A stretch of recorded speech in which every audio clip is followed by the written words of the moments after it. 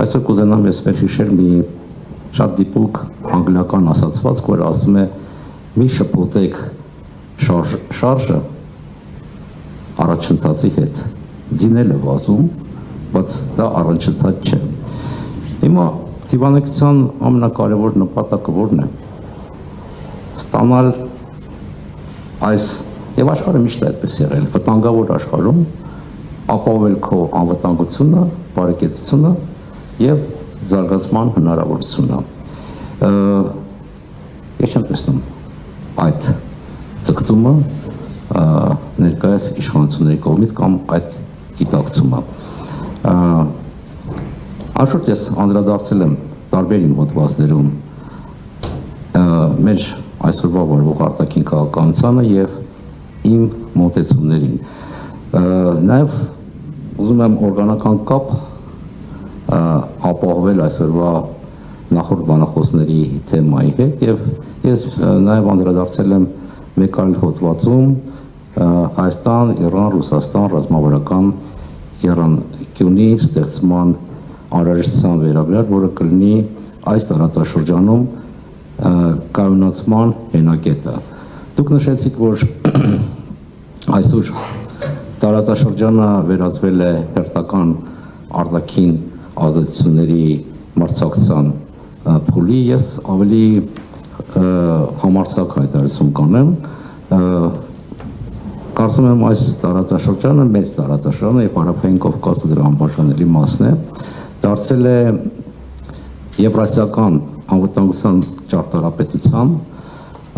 կառուցվածքային բեկման փուլ։ Եվ այստեղ հատվում են եւ տարածաշրջանային եւ արտատարածաշրջանային շահերի բախումը, իրավիճակի վերջին տարիների փոփոխության արդյունքում տեղի են ունենում ենթակառուցվածքային, տրանսպորտային եւ էներգետիկ նախագծեր, նոր նախագծեր եւ այստեղ բախում են նաեւ անվտանգային եւ քաղաքակրթական կամ ինքնության շահերը։ Այս աշխարհում միայնակ շատ դժվար է պաշտպանել քեզ եւ ապահովել քո շահերի առաջխաղացումը։ Իրանին անդրադառնալով, տեսեք, իրանագետները այստեղ կան, գուցե մի քիչ համարձակ իմ կողմից, բայց մի քիչ պատմությունը գիտեմ եւ որպես նախկին արվլագետ ինձ այդ համարձակությունը թույլ կտամ։ Ընդհանրապես մերձավոր արևելքում մեծ իմաստով հավասարակշռությունը պահպանվում էր Իրան-Իրաք մրցակցության եւ փոխհարաբերությունների մակարդակով։ 2003 թվականից հետո, երբ որ տեղի ունեցավ Իրաքյան երկրորդ պատերազմը եւ տեղի ունեցավ Միացյալ Նահանգների ներխուժումը Իրաք, ռեժիմի փոփոխությամբ, ամենամեծ շահառուն Իրանն էր։ Եվ նա ամրացրեց իր տարածաշրջանային դիրքերը այդ պատերազմի արդյունքում։ Իր տարածաշրջանային ազդեցությունը այնքան տարածվեց, որ մասնագետները խոսում էին շիական կիսալուսնի գոտու ստեղծման վերաբերյալ։ Ընդամենը 20 տարի հետո այդ բուֆերային գոտիները անհետացել են, իսկ Իրանը այսօր գտնվում է անմիջական սպառնալիքների միջավայրում։ Ինչու դա տեղի ունեցավ, տարբեր պատճառներով, ես մի հոդվածում անդրադարձել եմ, որը կոչվում էր կայսրությունների մեծամտությունը, անդրադարձել եմ ցույց տված խալների։ Տեսեք, ավանդական քաղաքականությունը, որը վերջին տասնամյակների ընթացքում ապահովում էր գործընթացների կառավարությունը, բալանսավորման եւ արտաքին հեգեմոնիայի կանխարգելման ուղղությամբ այսօր արդեն քայքայված է։ Իրանը, ինչպես եւ Ռուսաստանը, կորցրել են բարեկամ պետությունների այդ գոտու հնարավորությունը եւ եթե նախկինում այդ բարեկամ երկրները բուֆերացման միջոցով ապահովում է սպառնալիքների հեռավորությունը իրենց տարածքներից, ապա այսօր իրավիճակի փոփոխության արդյունքում սպառնալիքները ոչ թե ծայրամասում են մարտահրավերն, այլ անմիջական հարևանությամբ են, եւ սա աշխարհական իմաստով որակապես տարբեր իրավիճակ է։ Երկրորդը ես անդրադարձել եմ հոդվածում, որ կայսերական ժառանգություն ունեցող տերությունները ինակության արդյունքում շատ անգամ հակված են գերագնահատել իրենց ազդեցության ծավալը եւ հարատեվությունը։ Նրանց թվում է, որ պատմական եւ քաղաքակրթական դերը մշակութային ձգողականությունը եւ ռազմական ներուժը ապահովում են ռազմավարական կայունությունը։ Այս մեծամտությունը երբ զուգակցվում է տակտիկական սխալների հետ եւ շատ անգամ տակտիկան ստրատեգիայի հետ են շփոթում, նույնիսկ մեծ տերությունները վերում է ռազմավարական խոցելությանը։ Եվ այստեղ կոնկրետ օրինակ բերեմ, իրավիճակը տարածաշրջանում անշուշտ փոխվեց 20 թվականի պատերազմից հետո, ամենադառը հետևանքները զգացինք մենք մեր վրա, բայց Իրանի եւ Ռուսաստանի կեցվածքը, որը որոշ չափով պայմանավորված էր այս կայսերական մեծամտությամբ եւ տակտիկական սխալներով, նույնպես իրենց անվտանգային միջավայրը ոչ թե ավելի լավացավ, այլ բավական խորացավ մտահոգությունների, սպառնալիքների եւ մարտահրավերների արդյունքում։ Հետևաբար այսօրվա իրավիճակը դա ոչ միայն Հայաստանի խնդիրն է, մենք բարեկամական, պատմական, մշակութային լուրջ կապեր ունենք, բայց արտաքին քաղաքականությունը նաեւ շահերի մասին է։ Եվ ես կարծում եմ, որ մենք խոսում ենք տարբեր ազդակների վերաբերյալ Իրանի կողմից, մեր ուրիշ ռազմավարական գործընկերների կողմից, բայց պահը հասունացել է, որպեսզի կարողանանք հին ավանդական քաղաքականությունից վեր կանգնել եւ հասկանալ, որ մենք ապրում ենք որակապես այլ աշխարհում, որտեղ ուժը ծնում է իրավունքը, ինչպես շատ հաճախ եղել է պատմության ընթացքում։ Եվ այստեղ ես կուզենայի առանձնացնել երկու գործոն, որոնք ասում եմ արժի ծառայություն են կատարում Իրանի պարագայում։ Առաջինը ինքնաբավության գործոնն է։ Տեսեք, երկար ժամանակաշրջանում ռազմավարական համբերությունը, ճկունությունը, ասիմետրիկ պատասխանների կարողությունը եւ պատժամիջոցների միջազգային ճնշման մեկուսացման պայմաններում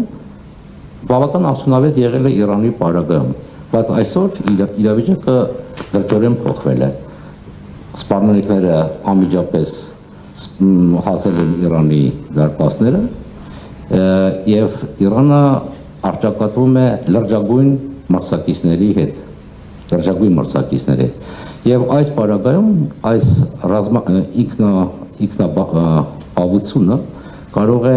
հակառակ էֆեկտ տալ։ Հետևաբար ժամանակն որպեսզի հենց Իրանում սկսեն մտածել ոչ թե տակտիկական դաշինքների մասին, այլ ռազմավարական փոխգործակցության ուղղությամբ, որը կունենա կառուցվածքային բովանդակություն։ Ես նկատի ունեմ անվտանգության, ենթակառուցվածքների, տրանսպորտի եւ էներգիայի ոլորտում։ Երկրորդ գործոնը, որը նույնպես բացասական ազդեցություն ունի, դա ավանդական Իրանի ավանդական արտաքին քաղաքականության դանդաղությունն է։ Անշուշտ կայուն պայմաններում այս ռազմավարական համբերությունը եղել է արդյունավետ, բայց երբ որ տարածաշրջանը գտնվում է տուրբուլենտության մեջ եւ տարածաշրջանային անվտանգության ճարտարապետությունը փոխում է արագացված տեմպերով, այս դանդաղությունը կարող է խորացնել իրավիճակը։ Հետևաբար այս մարտահրավերներին եւ նկատի ունեմ իմ նախկին գործունեության ընթացքում ես արդեն ունեցել եմ խոսել եւ Իրանի եւ Ռուսաստանի գործընկերների հետ։ Եթե կա մարտահրավերների համատեղ ընկալում եւ հնարավորությունների շահերի համադրում, հարկավոր է ստեղծել պաշտպանական դաշինք, որը կարող է չեզոքացնել ներկայիս մարտահրավերները։ Այսօր աշխարհը շատ մարտահրավերներ է ներկայացնում բոլոր երկրներին, ինչպես է պատմության ընթացքում, եւ ամենակարևորը այն երկրները կարողանան հաղթահարել այս մարտահրավերները, որոնք կարող են ադապտացվել։ Մեծ տերությունները, մեծ կայքությունները չեն քայքայվել, անկում չեն ապրել, պարզապես պատերազմների հետևանքով։ Դրանք քայքայվել են, անկում են ապրել, երբ որ նրանք չեն կարողացել համարժեք կերպով արձագանքել եւ գիտակցել մարտահրավերներին եւ գործել համապատասխան կեցվածք։ Նրանք պետք է գիտակցեն, որ պետք է բերը արժանացնել միջազգային միջավայրի կառուցվածքային փոփոխման հարմարվելու իրենց կարողությունը։ Այստեղ ես տեսնում եմ ելքը եւ Իրանի, եւ Հայաստանի, եւ Ռուսաստանի համար։ Շնորհակալություն պարոն Այվազյան, բավականին մանրամասն վերլուծության համար եւ այսպես Իրանից անմիջապես անցում անենք Հայաստանին, ես խոսելով Հայաստանի արտաքին քաղաքականության մասին։ Հիմա ուր է տանում մեր արտաքին քաղաքականությունը։ Տեսեք, մի կողմից ազգային ժողովը օրենք ընդունեց Եվրոպական միությանը անդամակցելու գործընթաց սկսելու վերաբերյալ։ Մյուս կողմից այս իշխանությունները հայտարարում են, որ Ռուսաստանի հետ հարաբերությունները այսպես հարաբերությունների վատացման կամ հարաբերություններ սրելու բացարձակ ցանկություն չունեն։ Մյուս կողմից Իրանի պարագայում պարզապես լռություն են պահում։ Չորրորդ կողմից Ամերիկայի Միացյալ Նահանգներին բերում դարձնում են իրենց տարածքում երկարաժամկետ այսպես իրավունքներ ունեցող եւ հետեւաբար նաեւ որոշումներ կայացնող։ Հիմա այս խճանկարում, հա, մենք ուր ենք եւ ինչպես ենք կարողանալու եւ վերջո այդ խճանկարի կամ այսպես ասեմ puzzle-ի կետաները, մասնիկները հավաքել այնպես, որ դա ճակատագրական չլինի Հայաստանի համար։ Այն ինչ որ շնորհակալություն, այն ինչ որ դուք նկարագրեցիք փաստացի օրինակներով, Պաշտպանական Երևանը անվանում է բալանսավորման եւ եթե ճիշտ եմ հիշում բալանսավորող արտաքին քաղաքականություն, որի հիմքում դրված է այն գաղափարը, որ Հայաստանը պետք է կախված լինի բազմաթիվ արտաքին կենտրոնից։ Ես վերջերս անդրադարձել եմ այդ հարցին եւ այն ինչ որ դուք նկարագրեցիք, դրա արդյունքում մեր փոքր տարածքը դառնում է ոչ մեկին չես մերժում, ոչ մեկին չես հակադրվում, մոռանում ես քո ազգային շահերի մասին եւ մեր փոքր երկիրը դառնում է հակադիր շահերի համադրման կետ, որը անխուսափելու են վաղ թե ուշ բերելու է շահերի բախմանը եւ այդ պարագայում Հայաստանը կարող է ուղղակի վերածվել տարածաշրջանային դիմակայության էպիկենտրոնի, սա մեր երկրի համար, որը ռազմավարական խորություն ունի, կարող է ամենավատ հետևանքները ունենալ։ Մյուս կողմից այս քաղաքականության արդյունքում եւ օրինակներ կարծում եմ բոլորս գիտենք, տեսնում ենք, այսպես կոչված բալանսավորման քաղաքականության արդյունքում դռներ են բացվում լայն իմաստով արտաքին ազդեցության համար, որոնք ուղղակի, եթե չասեմ ձևավորում են, բայց մեծ ազդեցություն ունեն մեր ներքաղաքական օրակարգի, մեր որոշումներ կայացնելու կարողության եւ միջազգային վարքագծի վրա արդյունքում հակառակ այն գեղեցիկ բարերին եւ պաշտոնական քարոզչությանը բոլորը ստանալու են իրենց շահերի չափաբաժինը, իսկ Հայաստան դառնալու է ոչ կենսունակ երկիր, որը կորցնելու է այս ճանապարհը կամ դեպի ռազմավարական սուբյեկտայնություն։ Եվ լուծումը ես առաջարկել եմ զսպման քաղաքականության միջոցով, որը իմ մասնագիտական գիտելիքների արդյունքում եմ ես եկել այս եզրակացությանը, հետանիվ չեմ հորինել, երբ որ ուժային քաղաքականությունը դառնում է գերիշխող մեթոդը միջազգային հարաբերություններում, ուժային քաղաքականությունը կարող է զսպել, չեզոքացվել միայն հակաուժ ստեղծելու պայմանում։ Խոսքը պատերազմի մասին չէ։ Խոսքը այնպիսի կարողություններ զարգացնել, ներքին եւ արտաքին կարողություններ, որոնք պետք է զարգացնեն կամ կբացառեն նոր ռազմական գործողություններ։ Եվ այս ասման քաղաքականության հիմքում ես տեսնում եմ Հայաստան, Իրան, Ռուսաստան ռազմավարական եռանկյունու ձևավորումը։ Շնորհակալություն, պարոն